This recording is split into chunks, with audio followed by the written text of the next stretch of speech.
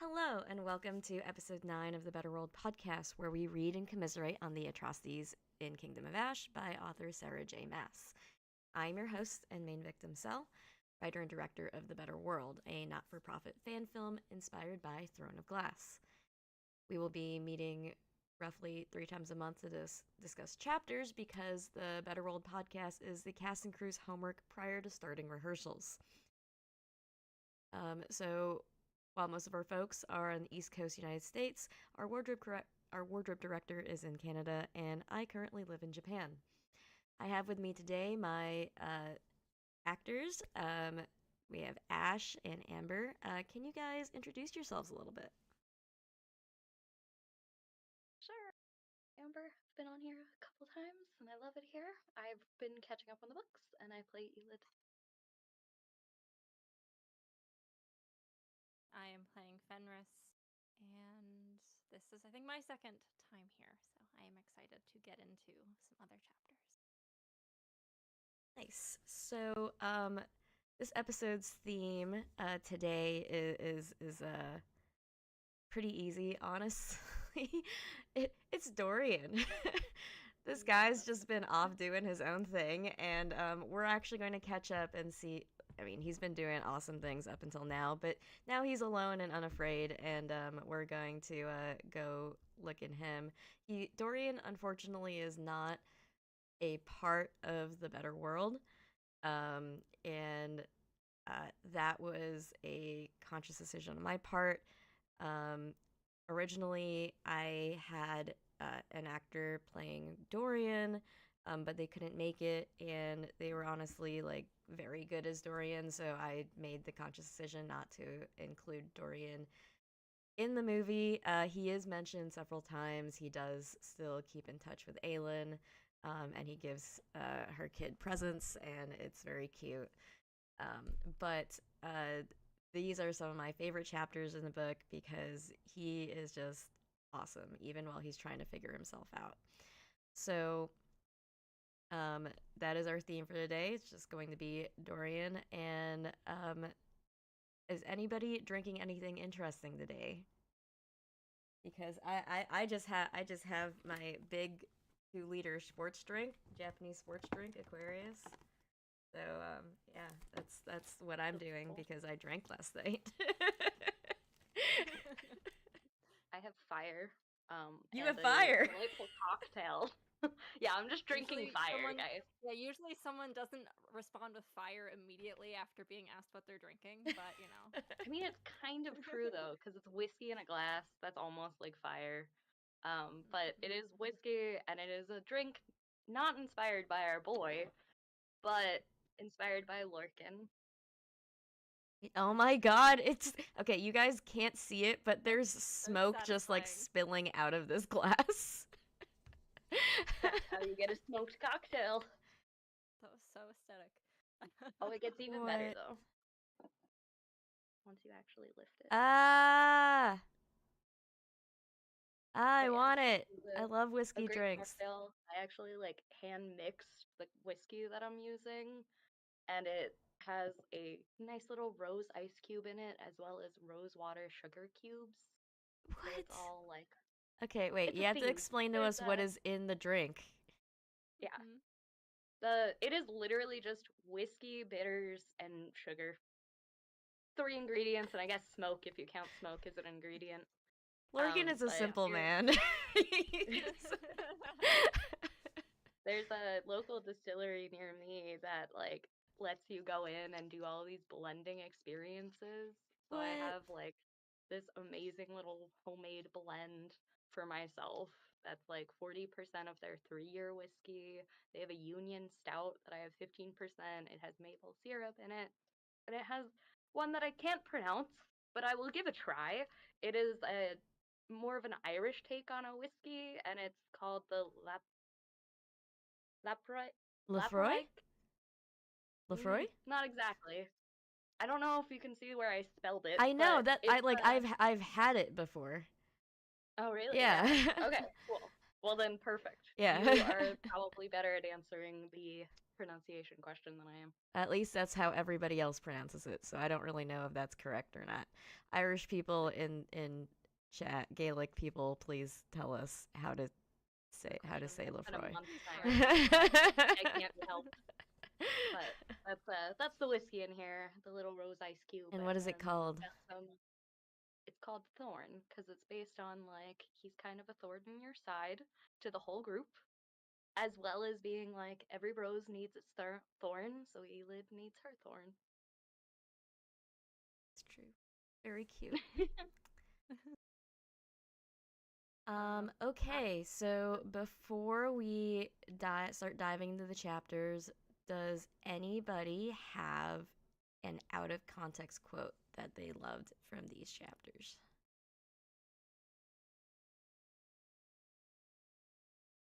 was brought in very last minute. I did not get to prepare That is other than perfectly my fine. cocktail. Amber is covering for us today.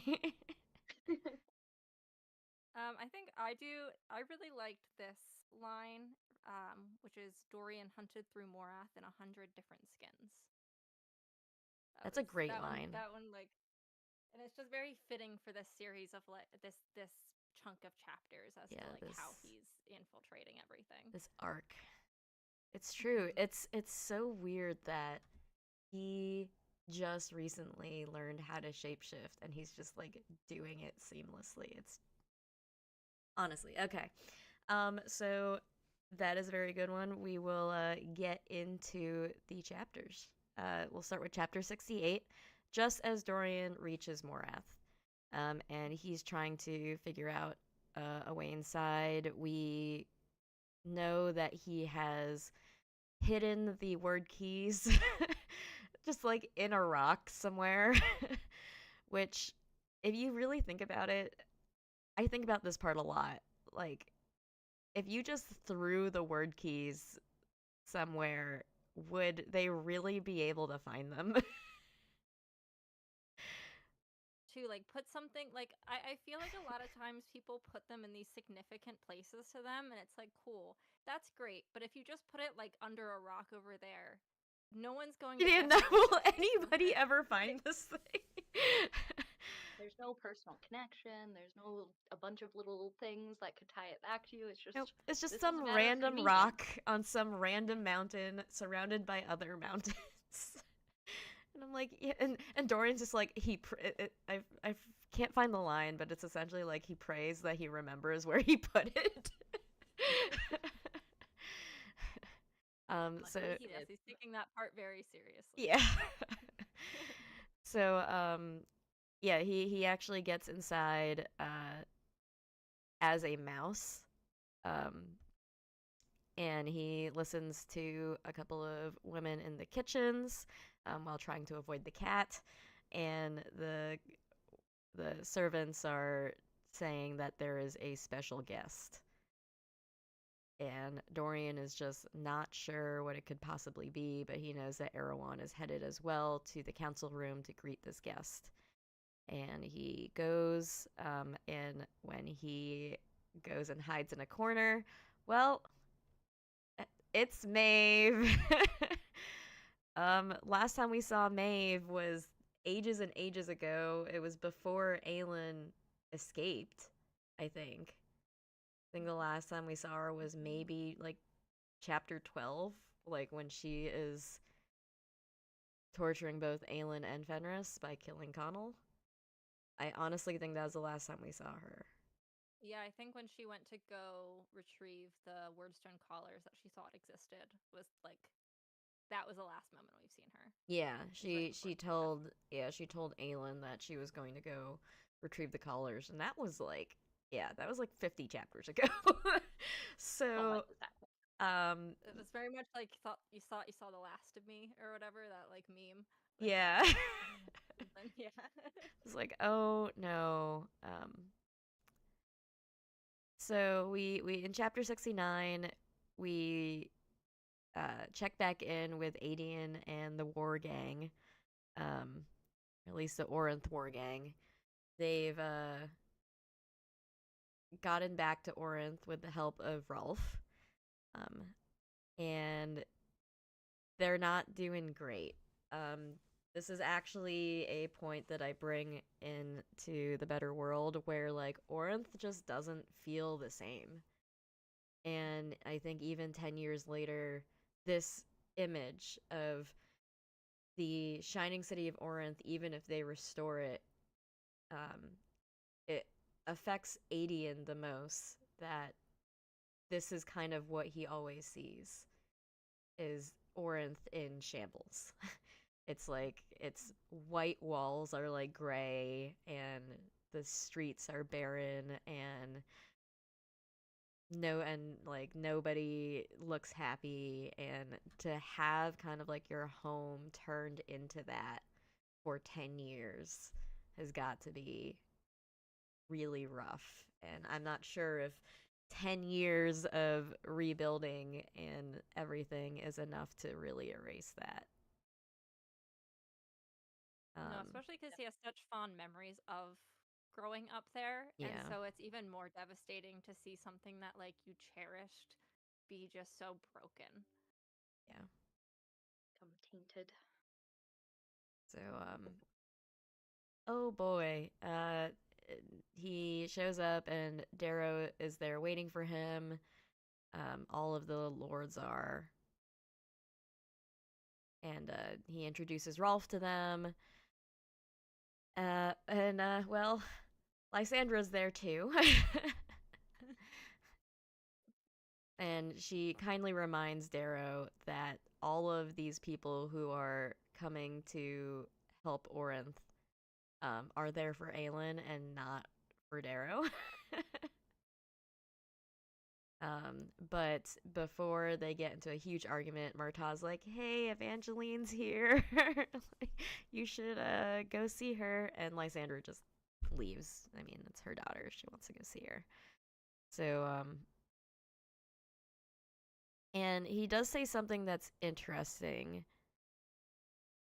Darrow comments because Adian kind of like tries to cut him with being like, "Well, we're the ones fighting. At least we're not like old and hiding in a castle." And Darrow says, "To be too old to fight while younger men and women die is not as easy as you would think, Adian." And I'm like, every time this guy just like stabs me in the gut with whatever he says something else that I'm like, okay, fine, I'm not gonna kill you yet, I guess. So, I think um, it's like 98% of the time I'm like, please just stop talking and go away. And there's 2% and I'm like, okay, you have some redeeming qualities under there. It's just really hidden. yeah, yeah.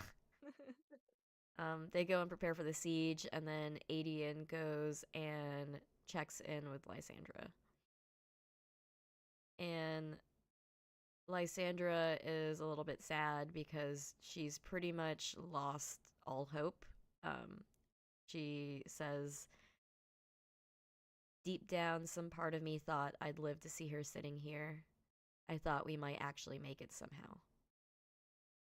And Adian kind of agrees with her, and I'm like, man, that's, yep. It's one of those, it's a chapter that's very kind of just like tucked in there.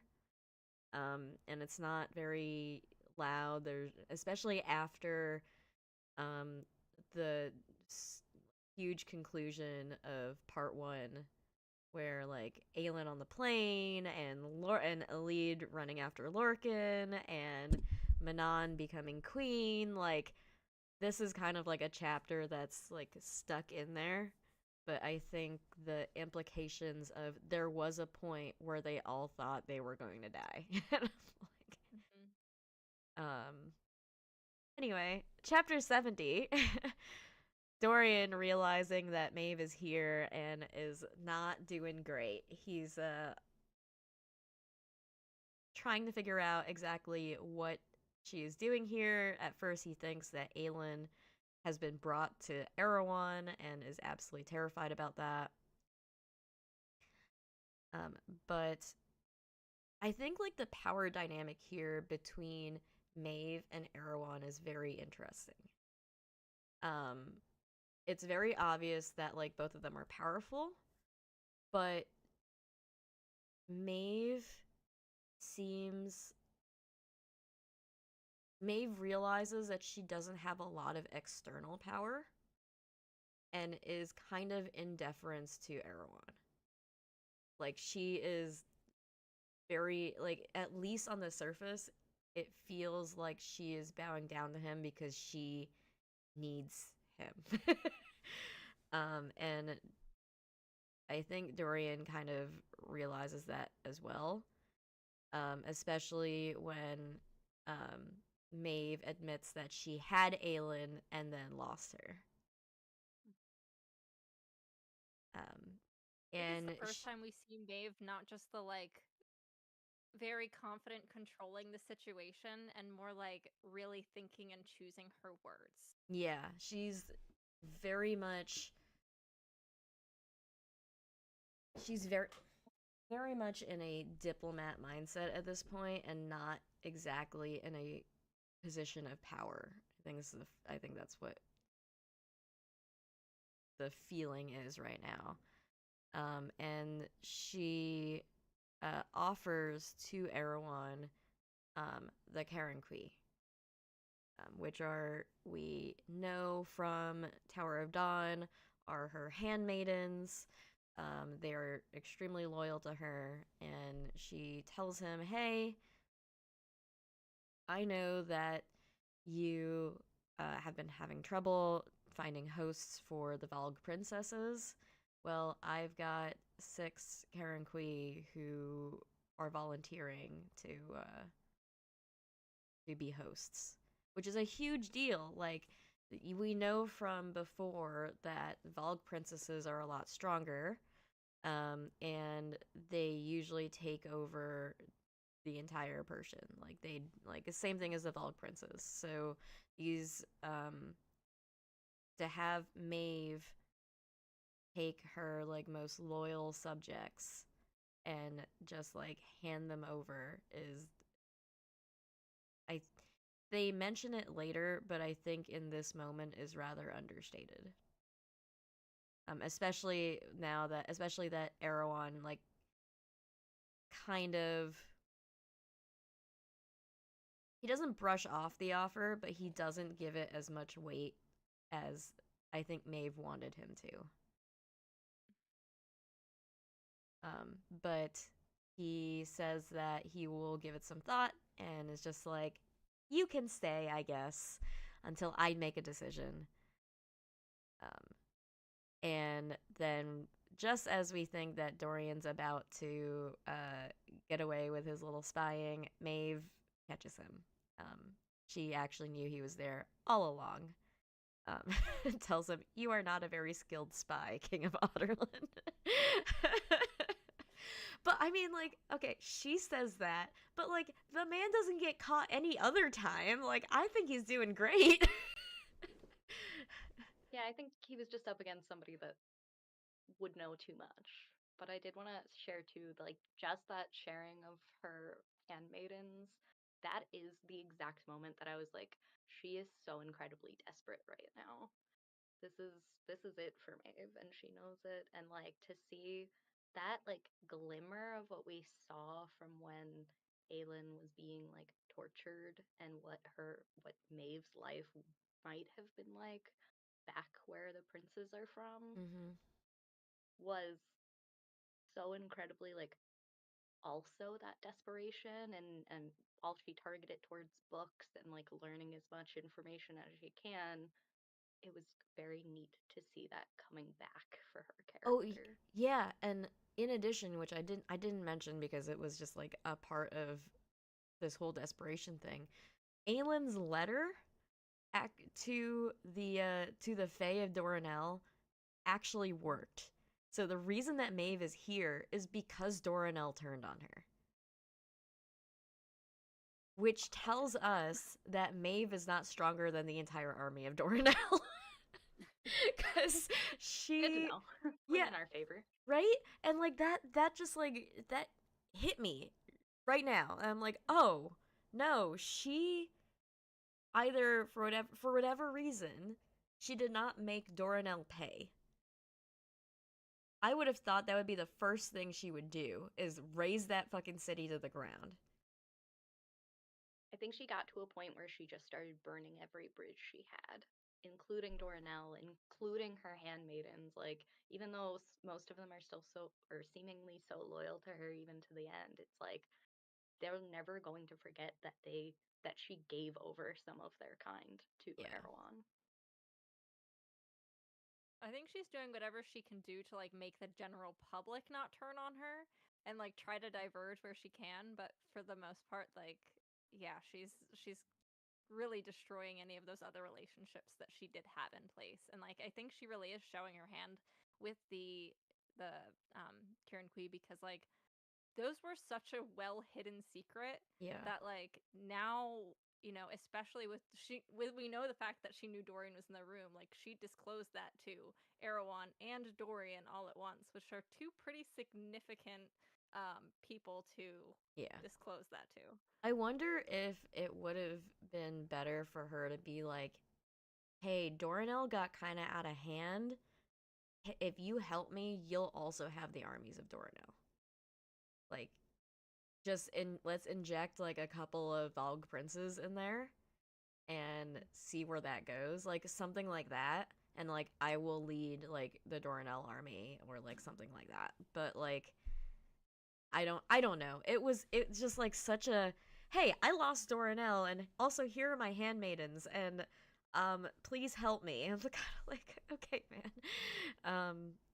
Anyway, so chapter 71 Dorian is being held by Maeve and can't seem to get free. Um and she finally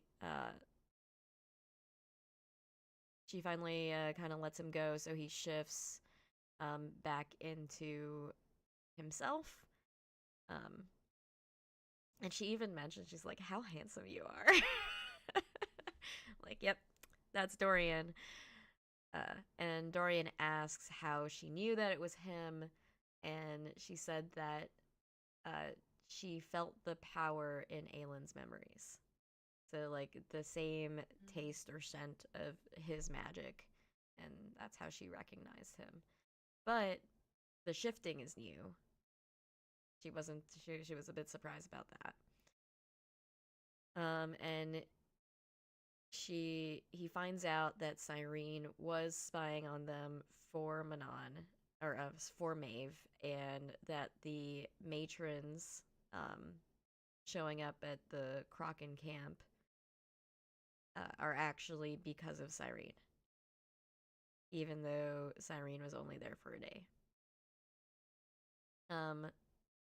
Was because of Cyrene and the other spiders, rather. So all the spiders are. It sounds like the spiders all report to Maeve. Like yeah, it isn't surprising, but still like we had those moments of like maybe it'll be okay. Of course it's not. Of course it's not going to be okay. Of course not. And of course the first thing that she's asking for are the word keys. Where are the word keys? Where are they now, Dorian Havliard? And um, it seems that he is actually able to beat her back mentally, which, as we've known from our uh, stint with Aelin in her torture chamber, that's actually pretty difficult. But Dorian's able to beat her back, and it might just be because he's not actually being tortured while he's doing it, but like, um, you know. And so she asks, "Oh, what are you gonna do with the word keys?" And he's like, "Well, what are you gonna do with them?" It's their conversations are so interesting to me because Dorian speaks to her like an equal, and she treats him like one. And I'm like, I have never seen Maeve treat somebody like an equal other than Erewhon. But with Dorian, she does, kind of. Like, she's like a little bit condescending, but like. I think that is also part of that desperation and the fact that she can recognize the strength and power that he has. Mm-hmm. That it's like, I maybe could build a new relationship to do something with, or alternatively, like if I at least respect this, then I know maybe I can go untouched, like more of a neutral Yep. separation.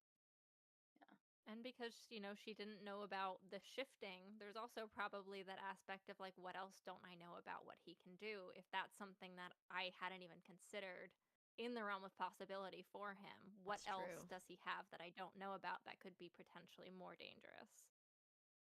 Yeah, Okay. and I think that Dorian, so used to court intrigue, actually sees that. He's like, I am an unknown variable, and so I am going to use that to my advantage. And he actually starts spinning it, spinning his dialogue to make her believe that he and Aelin are allies but not friends. Um, and because he says Aelin seems to be skilled at wrecking the kingdoms of other people while protecting her own.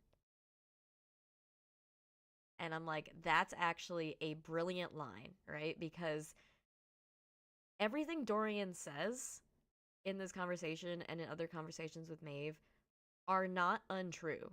They are all truths, which makes it very difficult for her to discern his true intentions.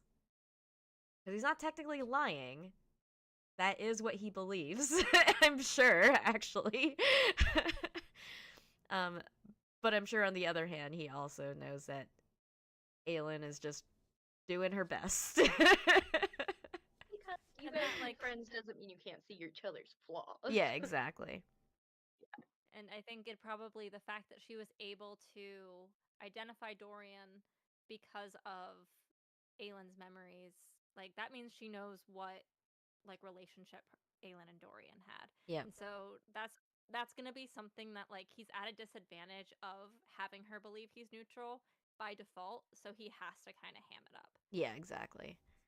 And yeah, and he said everything he says, she has a mate in a kingdom. I don't blame her when Maeve like mentions like, oh, she's hoping that she'll be too late and you'll have to sacrifice yourself for the word gate. And she's like, and he's like, yeah, you're right. Like she probably does. And she, and she probably deserves it. Like, what do I have? um And the thing is that also gets me is on the other side of this, Maeve thinks she's doing so great.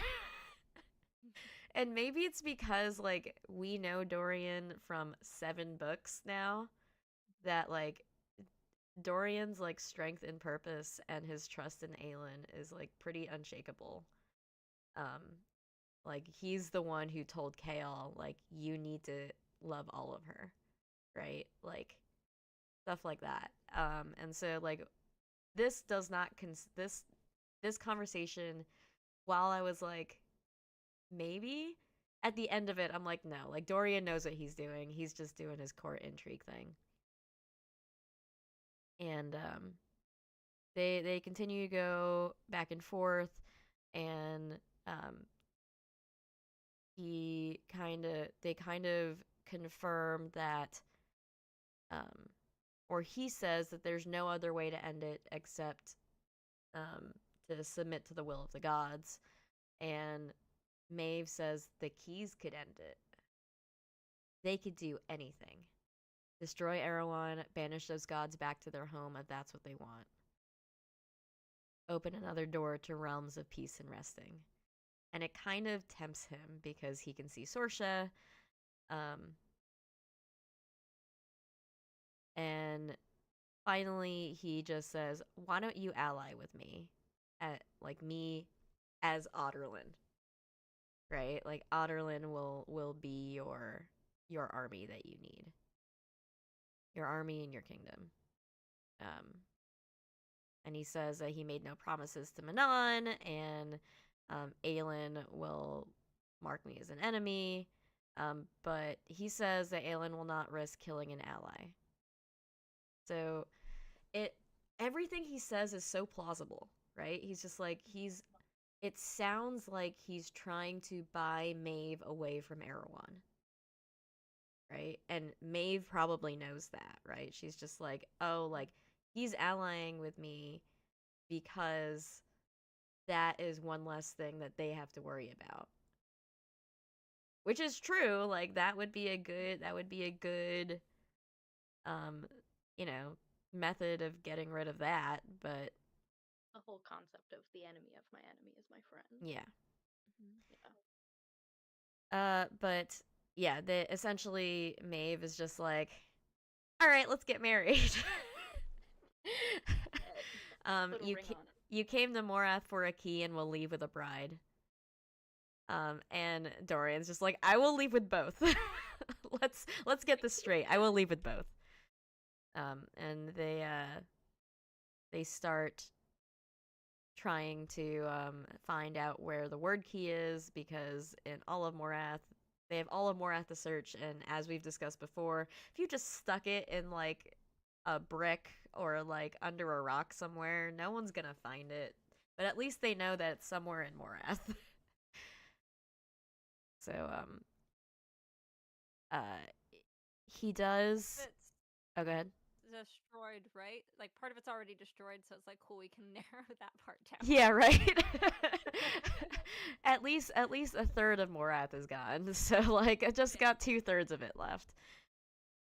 Um we do see um Dorian actually changes into Vernon Locken because he sees Vernon walking away and is just like, oh, like he's free to walk around. And Vernon also talks with Erewhon a lot. So he goes and changes into Vernon, so that he can ask Erewhon some questions. But this kind of is such a weird. This is an emotional choice that he makes. I think. I don't know if it's very calculated. I think he just had questions that he wanted answered that don't really help him with finding the word keys. And this is like a way for him to ask them. Which is very weird. Like he asks Erewhon, "Do you truly hate them?" The humans, Aelin Galathynius, Dorian Havliard, all of them. Do you truly hate them? Like Dorian, what are you doing? Like what? This is so risky and this helps nobody. Like why are you doing that? Um I wonder if after speaking with Maeve he wanted to see if Erewhon had a similar like backstory or reason for why he's doing all of this, and he finds out it's because he wants to see his brothers, right?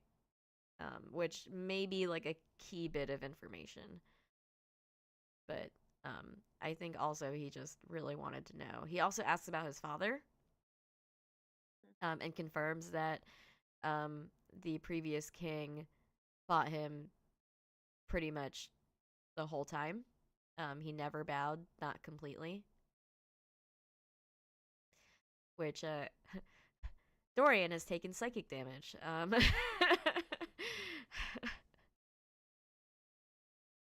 Yeah, I mean, I think there's a part of him who just really does want to understand like what happened because like obviously this all happened a very long time ago that his father got, involved in all of this. Yep. So, he's trying to unravel like his entire life he thought one thing about his father and Yep. that has been proven to be a lie. And so he's just trying to I think really understand it because like he's not around to ask him about it anymore, especially since they didn't like consider that it could be like broken and whatever. Yeah, I don't know. I think he's just like trying to like figure out that all that stuff that's just hurting him. He just wants an explanation for it. Yeah. I And have it's another thought. oh, go Go ahead. ahead. I was just gonna say I have another aspect of this, which is like part of Dorian's core character is that he is a constant humanizer. Like he was able to be like, nah, Aylin's probably not just like this elaborate assassin. Like she's going to be a whole person, and then he treated her as one. And I think there's a part of him that felt like that was taken away with his dad, but Mm. he kept doing it. That's why he didn't oppose his dad for as long as he took him to get to the point that he did. So there was a part of him that I think was also just trying to see if there was even like the semblance of a human inside of Erewhon. Yeah, especially after talking with Maeve and seeing that there was like a little bit in Maeve as well. Yeah. I agree with that.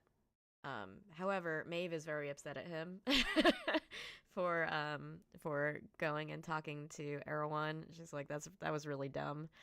Um, but she does ask him one last question and said, "Did you at least find what you were seeking?" And Dorian says, "No." um, I'm just like, "Oh, baby, it's okay." So chapter 72, we're back with the Southern Continent group and Aelin. They are passing by the Farian Gap, and they want to know if it is safe because most of the wyverns are in the Farian Gap. But it looks like it's empty? Question mark.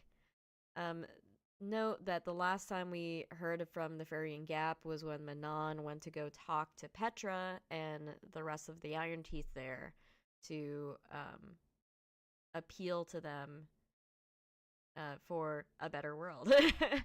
So, trying to ask them what kind of witches they want to be. But it looks like nobody is in the Farian Gap. And we don't know at this time whether it's because they were called, whether they all left, like why that is. Um, so they go back and um, they report it, and but Kale is concerned because they have a huge army, and they're like, if there are patrols or anything, is there any way that we can hide them? And they're getting if we remember from last episode, they're getting help from the wild men of the Fangs to pass through, and the wild men are like, ha ha ha, no. There is no way to hide an army this size. Um, and mostly Kale musing. Gabriel tells him congratulations. And like I am constantly reminded that Kale is like the common man in this whole group, and it must just be so awkward to have like all of these fae just be like, "Oh yeah, your wife's pregnant. Congratulations." Like he's like, "Yep, nobody else knows except the healers and my dad, but cool." Like, yep, I've just been around normal people for most of my life, and I don't know how to deal with this. Like, I Yep. don't know how to deal with these other cultures. I don't know how to deal with this whole nother like type of peoples. Like, he's just yes, going along with it. Yep. Probably the best way to do it. Uh, Just acceptance. Gabriel does talk about Adian a little bit to Kale, and Kale like kind of gives him some context for him and tells him a little bit more about Adian. Sure you already know this, but Adian is as stubborn and hot-headed as they come. Aelin and Adian might as well be twins. It's all very cute. Like, Gabriel is, um, or Kale is worried that Adian, or rather, Gabriel is worried that Adian won't be happy to see him. But he's still, he's just like, yeah, I'm bringing back Aelin. It should be fine. But he's definitely still concerned about it. Because he technically did kind of leave Adian fatherless for most of his life. So um, he's just a concerned dad. Mm. But yeah, Yeah, he they hasn't met him yet, so he doesn't know how stubborn Adian is. yeah, Adian is So very stubborn. he's It's about to discover. fine. Yeah, so the Nezrin comes back and says that there's nobody in the Fairying Gap. So chapter 73. Okay. Yep, and here's your quote. Dorian hunted through Morath in 100 different skins. he spends most of the beginning part of chapter 73 just trying to find the key. And he thinks that he can sense it, but every time he goes to the place where he senses it, it's like gone, and he doesn't know why. I'm like, Dorian, obviously it's moving. Like, I don't know why this was like so hard for him, but that's fine. Like, if it's not there, it means it moved. Like,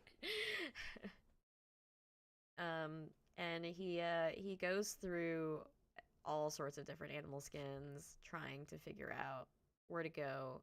And he finally finds down, down, down, down beneath the storage rooms in the deep basement. There's a stench that he can't really identify. Like, he knows it's very vague and just it feels familiar, but he doesn't know why. And he actually finds Erewhon's sarcophagus, as well as which is in the same room as where he's keeping all of his wordstone colors. So he has a little bit of a panic about that. Um, and he is not doing great. And so Maeve actually comes and gets him because he has a massive panic attack, does not know how to get out of the room. He's a fly or a gnat or something and is just flying around in circles and spiraling down the drain. Like, um, and Maeve comes and finds him, but she says a very interesting line. What you felt in there, that is why I left their world. Every day, that was what I felt. And of course, that is like such a humanizing line for Maeve. But my inherent distrust of Maeve is like, I don't know if she's saying that like to be manipulative, if she actually trusts Dorian enough to admit that, like, or if she's just like, yeah, no, Erewhon's a bitch. Like, right? Like, it's kind of, maybe it's like kind of a mixture of all three. Like, she's trying to win Dorian over with a little bit of the truth and like stuff like that. Maybe she's over dramatizing it. But I don't think she is. I think it's as much as I doubt her, I think that that's actually a true statement. I think with that caveat of because she's also Volg, right? Like I think that it would feel different to her than it would towards anybody else on this, like, I don't even remember what the planet is called, this world. Yeah. Um I don't think and they ever say what the planet is, but the continent's Aurelia. So But either way, like I think there's a distinct difference between somebody that grew up with that and their tolerance for it mhm. versus anybody that has been like completely unexposed. Yeah, that's true. So potentially more dramatized because she knows what that difference is to like emphasize it to what he's experiencing. Mhm. But I don't think it's untrue in that it was probably still shitty. Yeah. It just reminds me of like the whole reason why Maeve left and like the way that she describes it to Aelin. Um and like that her whole flight and like learning how to use portals so she could get away. So like I don't think it's untrue, but like you said, like yeah, I think it's a little tiny bit dramatized for um emotional manipulation. Tiny bit. Like she could be the best of that world. That doesn't necessarily make her good. Like Yeah. it's like she can be the best, and like you can feel bad for her in the sense of like, yeah, I wouldn't want to go back there Man, that either. sucks. That seems like a pretty bad fate. And also, you're kind of not great either. Yeah, So can it's you like just like hard not torture to. people? Like Yeah. It's like you can stay here if you just don't torture people. It's really not that hard. yeah. Yeah, it's like can you imagine if Maeve actually like partnered up with them? They would drive Erewhon out of there like so quickly. I don't anyway, maybe it's just a nature versus nurture thing. Anyway. So she kind of gives him some um background on Erewhon and the Callers, um, and says that Erewhon is brilliant but arrogant, and that's his arrogance is how he makes all of his mistakes, because really, like, Erewhon should have brought Dorian when he was younger to Morath to put a collar on him, but instead he just let him do whatever in Rifthold, and that kind of that bit him in the butt. So, um, and Dorian kind of calls her out too and says, "You gave over those spiders for his princesses, knowing what they'd endure, knowing how it would feel to be trapped like that." And Maeve looks like she regrets it, but says that she ultimately had to prove her loyalty. And Yeah, I it think they're both in a situation where their hands are both very much tied right now, and they're trying to make the best decision for them that doesn't immediately incite violence from the other person. Or Erewhon. yeah, exactly. We find out that some of the princes and princesses are children of the kings and queens, but Maeve has never had children before. Dorian asks that. Honestly, it's just I was very curious as well. So, um, and she says to him that the females are the deadliest, but harder to contain. And then he asks, "Why did you leave your world?" And she's very taken aback by that because it's very odd to her to speak with somebody who knows her. I don't really know if that's actually a true statement or not, but she seems surprised enough that I think it is.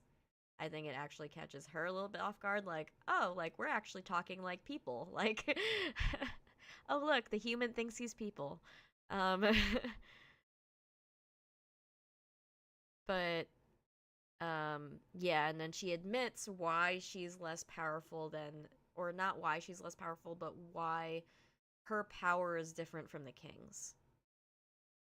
Um, and so, yeah, and so she says that, like, her gifts are different, and therefore they're, and so the Volg do not fear her gifts. Like the people in Aurelia fear her gifts because it, like, messes with their minds and everything like that. But because the Volg are, like, something wholly unto themselves, like, it's one of those things that they just don't even consider strong. So I wonder if, like, Maeve showed up here in Aurelia and then realized that her gifts could actually do stuff in Aurelia. Like, oh, like, I actually have power now. Weird. And that might be why she's, I mean, other than the sun and the greenery and everything, that might also be something that she is um unwilling to give up. Yeah, she felt powerless before. She found a place where she feels like alive and powerful. Yeah, I wouldn't want to swap over to the other option again either. Yeah. And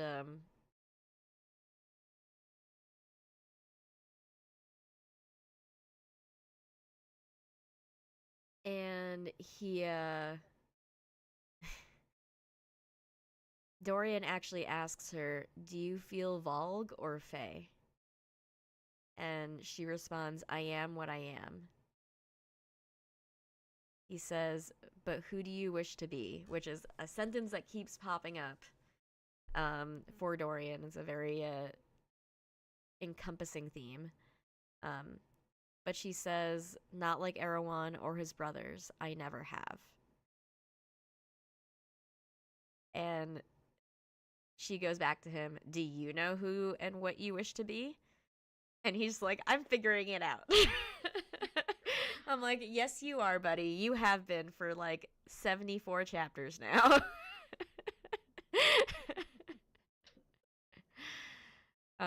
Yeah, but he's convinced that the key is in the tower, and asks if Erewhon can be seduced. And Maeve's like, yeah, he can, supposedly. So, she goes and, um, tries to seduce him, by wearing almost nothing. Like she's got like a cloak and like a see-through dress. Like, all right, Maeve. But one of the things that, um, so that kind of like finishes out the chapter, and it leads right into chapter 74. And it's very interesting because everyone's like, "No, you're my brother's wife. I'm not sleeping with you." And this like horrifies me. Maeve actually turns into Aelin. And I'm like, no. No, like stop. And she's like, would you like this? I'm like, no. And then he um he turns into, or she then turns into Manon. And Dorian just like has has a visceral reaction to this, especially because Erewhon's just like more interested in Manon. And I'm like, oh no, but then he just says, "You're my brother's wife. No matters whose skin you wear."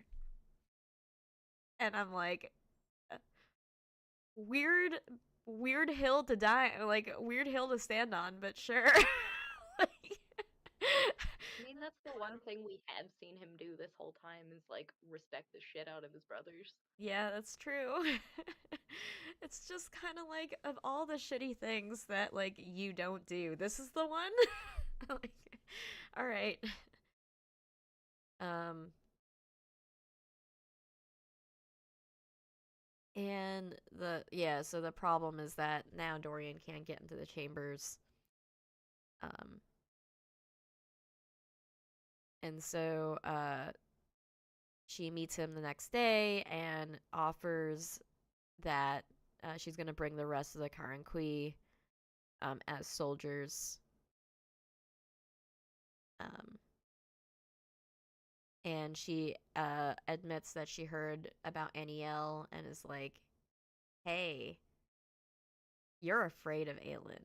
Like, let's have this done and over with. One phase, knock it all out at once. You're gonna need all the help you can get. Let me bring the Karanqui." Um, and when he's just like, uh, yeah, and she also offers herself. So she says, "Do not forget that you and I together can win. Without the spiders, without the princesses, even Aelin Galathinius could not stand against us both." Checkmate, loser. She's not alone. But and so she's trying to show him her power, and the way she's going to show him her power is by showing him his brothers.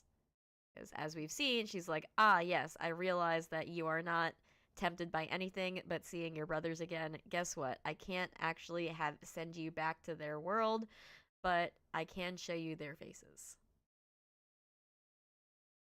So, chapter 75. All right, push, push, push. Okay. So we're back in Terrasen, and Adian and Ren are trying to figure out everything to leading up to the siege, and it's kind of revealed that Adian and Ren used to be friends, but then Adian was favored to take the blood oath for Aelin, and suddenly they were not friends anymore. They were rivals. And he kind of wonders if Gabriel would have encouraged a rivalry, or if he would have said like, "Hey, you should be friends with Ren, and you know, Gavril's on his mind. That's very cute. Um, and they're still talking about what they're gonna do for the siege. They talk about using Hellfire. Um, and they said, well, we should probably go talk to Rolf about that. And well, actually, no, they said they actually come up with a different plan to use the Hellfire. Which I think this is actually a very good plan in my opinion. I don't know a whole lot about siege tactics, but like this is pretty good. They take the Silent Assassins and like a small covert group to go and plant bombs essentially, I think, around the plains of Theralis. And as and the next day, as the army is advancing, Ansel is being a little sarcastic. If you are reading this, you might not get that sarcasm, but Elizabeth Evans has it in her audiobook is as they're watching the army advance, she's like 15,000, 20, that's 30,000. Like, like, Ansel, please. Like, can you stop? um and it's kind of really cute because Evangeline is there with Lysandra up on the walls, and um she says, I did not think it would be so terrible. I did not think it would be so wretched. And I'm like, he's like 11. Baby, no. Um, and Lysandra tries to reassure her and says, no harm shall come to you. And Evangeline's like, I'm afraid not for myself, but for my friends. And I'm like, baby, I just want to hug you. You're so cute. um, but yeah, so suddenly the yeah, so they have people hidden everywhere on the plains with fire arrows, and when they fire them, um, they hit their trap, and they manage to destroy two of the witch towers. So we know of the witch towers, and that they are a huge threat. I do believe we've already seen one fired. I think so. Yeah, so we already know like what they're gonna do. I think we see like them wipe out like a whole section of the army, and so they're trying to get rid of them immediately. um, and the third tower is damaged, but not broken. And of course, Ansel offers at the very end of everything 100,000. Do you know how many 100,000 people is? Like, that's like so many when it comes to like an army. There's a lot of people. Like, that is going to cover just miles back. Almost like unfathomable. Yeah. Noting that we started the chapter with 15. Like, Woo! Yeah. Okay, so chapter 76, Dorian asks Maeve if it's possible to show a different world, and Maeve's like, yeah, as an illusion. Like, you know. And that way to kind of keep him occupied while Dorian can enter the tower. Maeve's gonna open a different portal for him so he can go through. And, we find out that Brannon, because he knew about Maeve's gifts, has actually made Terrasen impenetrable to her portals.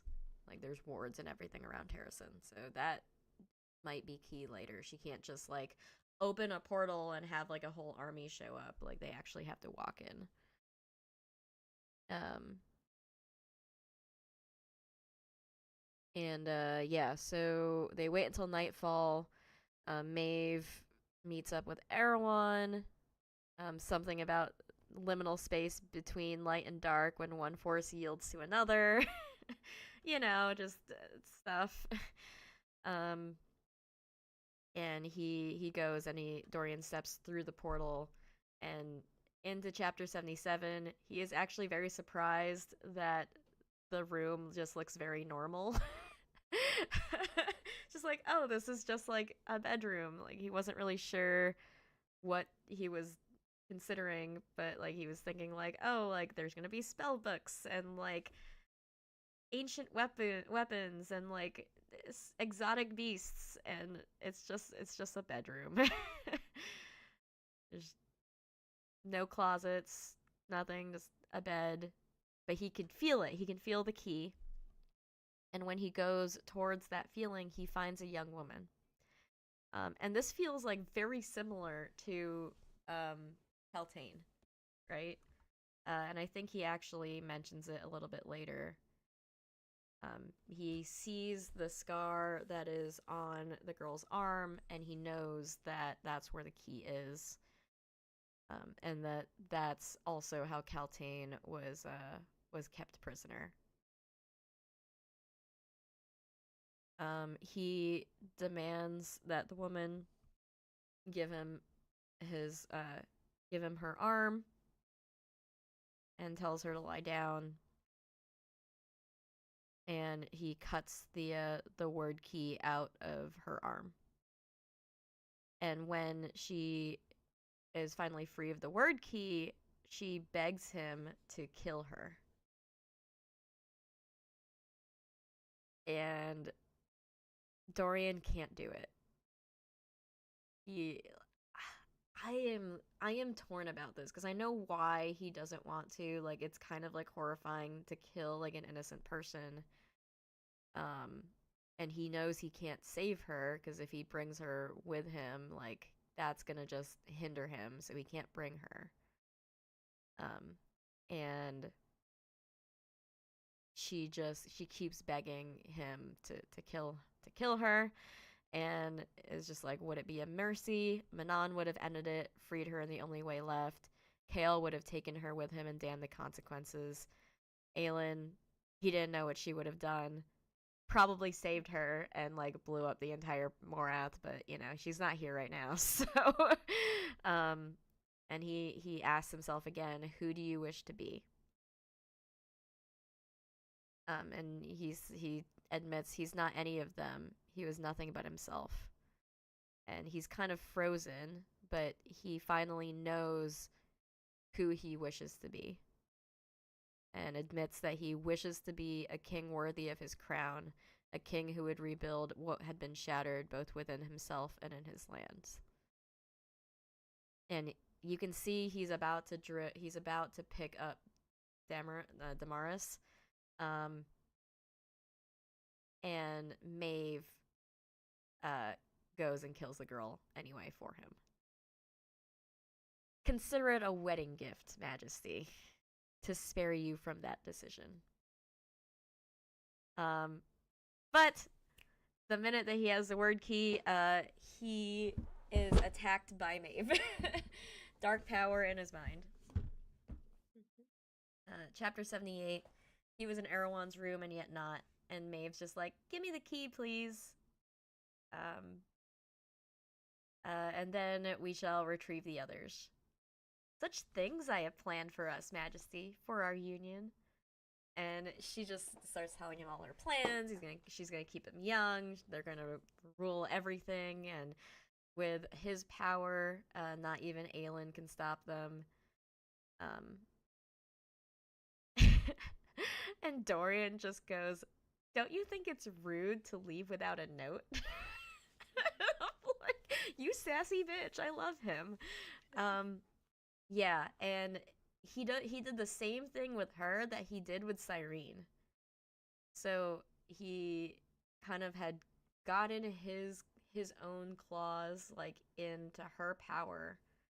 Um, and it says something like it had been a simple trick to shift his mind as if he were shifting his body. So he made her believe that she had a power over him, and she did not. Um, Made her believe that he was jealous and resentful of Aelin and desperate and just like grasping at straws, but no, our Dorian knows better. And he says to her in their mental link, I was a slave once. You didn't really think I'd allow myself to be so once again, did you? And I'm like, motherfucker, yeah, let's go. I love Dorian. You're as old as the earth, and yet you thought I would truly fall for your offer. um, and this is where we see like his absolute loyalty to Aelin, which I am like always here for. Because he says, "You hurt my friend. It will not be so very difficult to end you for it." Like, yeah, man, go off, go off. The king I wish to be is the opposite of what you are, and there is only one witch who will be my queen. Somewhere Manon just had a shiver run down her spine. She doesn't know why. Yeah, so we found out that all of his runnings around Morath has been uh adding little pockets of magic everywhere that he all linked to himself. And then he just thought of all of the magic expanding, and he brings Morath down completely. And not only that, he also, let's see. Yeah, so actually very satisfying and fun to see Maeve beg, because she starts begging him like, don't leave me. You can't leave me like this.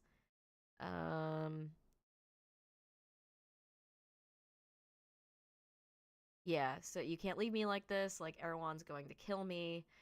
And he says, tell Erewhon that I did it for Otterlin. That's their king, man. So he with the third word key, he leaves, but just before he leaves, he severs the link to her power to open portals. Which I was like, that's some cruel shit. That's some ice cold shit right there. When he does stuff, he's thorough. He says, World Walker no longer. I suggest you invest in a good pair of shoes. Like, with a snappy comeback to go with it. And that's it. He brought Morath crashing down, took away Maeve's power, took the third word key, and is outie. He's out of there. I am so proud of him. Look at our boy go. I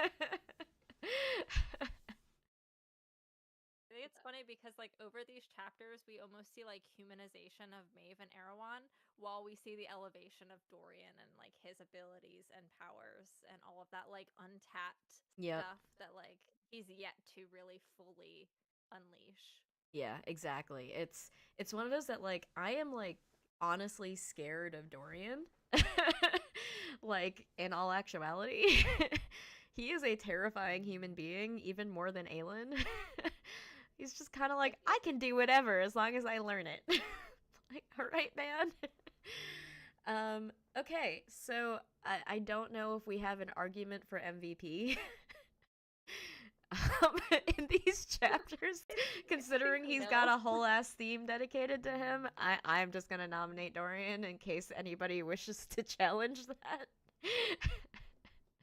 The mouse form of Dorian. I was gonna say which form of Dorian. The mouse form of Dorian. Mouse Dorian's pretty great. Oh no, I I mean was gonna Mouse say it's Dorian's pretty definitely not. great, but there's Crow Dorian. Crow Dorian's pretty classic. And he's the one that's what got him Definitely. away and got him to Morath as well. I was gonna say definitely not like Fly or Nat Dorian No. since he got very frazzled in that state. No. Mouse Dorian's pretty cute though. I can imagine like his little I love twitching the whiskers. concept of him. Yeah. So yeah, that is it for our episode for today. Is there any last thoughts? I just love the parallel with Dorian specifically. We find such a soft character that hardens over time, Mm-hmm. and then he gets paired with Manon, who is a hard character that softens over time. They meet somewhere And in the middle. Like I love it so much. so good. And I do think that kind of drawing back to Aelin, right? And where Aelin is in her story, she was just reforged. She just remembered like who she was. And Dorian has also realized who he is, and who he wishes to be. And I think this is like a good culmination point towards when they have to decide what to do with the word keys, with the word gate, with Terrasen, with Erewhon, with everything. And now that they both are pretty solid in their principles and beliefs again, I think we will have a very interesting clash of personalities when those questions come back up. Um, for everybody who has not read Kingdom of Ash yet, I have a feeling that we will be hitting that point soon. Or at the very least, I really await the day that Aelin and Dorian meet back up again. I think it'll be very cute. So, yeah. Do you have anything else to add, Ash? Yeah, I think this is a really interesting point in the story too, where this leads off because like we see kind of Maeve playing her hand with Erewhon, and we know that Erewhon has built up this huge thing in Morath. So we now have lost like complete sight and understanding as to what those two players are going to do. So it's a really interesting time because it's like you can see where all of the other characters are kind of leading toward, but now these two like BBEGs are kind of unknowns with where they're going to move next. Yeah, that it is actually almost terrifying because they are now unknown quantities again. So, Mm-hmm. and they're probably really mad. So, yeah, I am excited. It's coming. This book is 120 chapters, so we are in the last quarter, last third of the book. Very exciting. Um, yeah, so if you guys really enjoyed the podcast and want to continue reading with us, please feel free to like, comment down below which version of Dorian you love the most. And make sure you subscribe, click the notification button so you know the next time we are posting this up on YouTube. And look out for when The Better World comes out in December of 2025. Right. Thank you guys so much.